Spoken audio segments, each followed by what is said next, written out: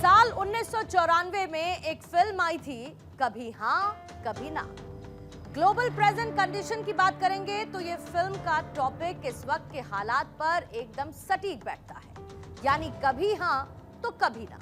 क्योंकि पश्चिम एशिया में टेंशन में कभी कमी आती है तो ऐसा लगता है कि ऑल इज वेल है, और कभी टेंशन इतनी एस्केलेट होती है कि लगता है कुछ भी ठीक नहीं। दुनिया पूरी तरीके से कंफ्यूज है, लेकिन इंडिया को किसी भी बातों की मानो कोई परवाह नहीं है, क्योंकि भारत पश्चिम एशिया में जंग के दौरान भी इतिहास लिख रहा है। और अब जब हालात कभी हां कभी ना वाले बने हुए हैं, तब भी भारत तेजी से आगे बढ़ रहा है।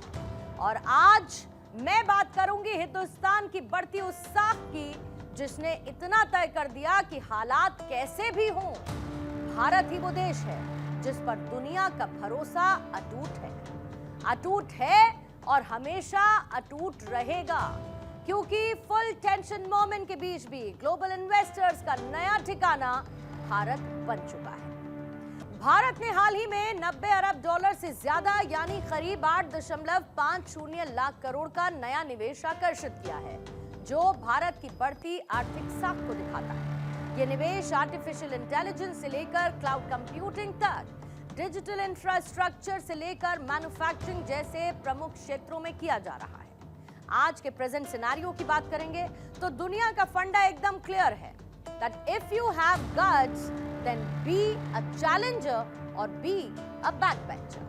और भारत इस फंडे को अच्छे से जान चुका है, इसीलिए देश आज यही कहता है कि इन्वेस्टमेंट के भी हम सिकंदर। वैश्विक मंदी और अनिश्चितता के इस माहौल में दुनिया के सबसे बड़े बोर्डरूम और दिग्गज निवेशक भारत में अरबों डॉलर की पूंजी लगाने के लिए कतार में खड़े हैं। साल 2026 की शुरुआत से ही टेक, मैन्युफैक्चरिंग और डिजिटल इंफ्रास्ट्रक्चर से जुड़ी बड़ी कंपनीज ने भारत में बढ़ते निवेश का ऐलान किया, जिसने देश की फॉरेन इन्वेस्टमेंट की रफ्तार को रुकने नहीं दिया। और देश की इसी सक्सेस स्टोरी को हम करेंगे सेलिब्रेट हमारी आज की इंडिया स्टोरी में।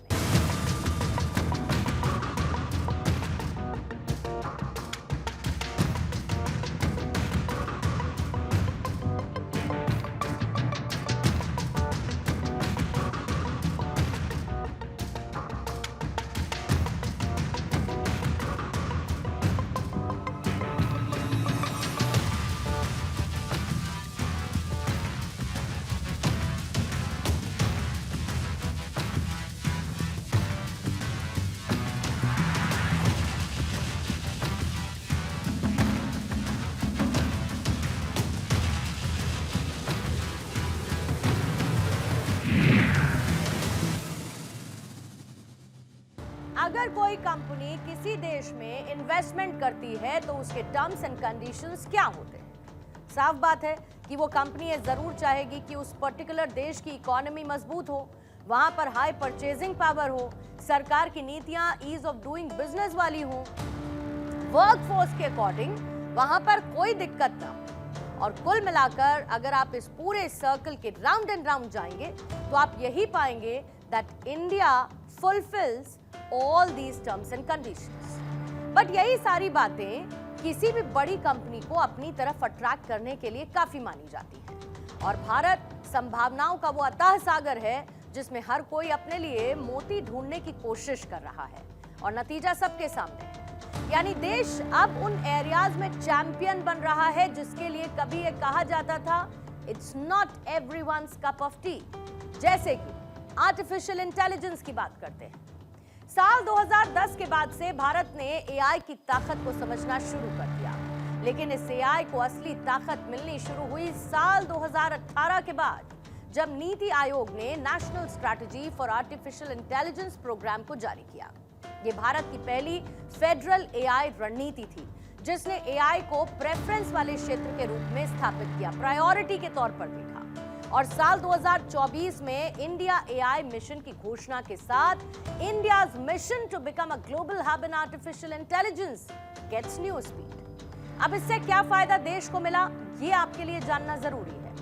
मसलन गूगल भारत में एक बड़ा एआई हब स्थापित कर रहा है। ये अमेरिका के बाहर गूगल का सबसे बड़ा एआई सेंटर होगा। इससे देश के डिजिटल भविष्य को मजबूती मिलेगी।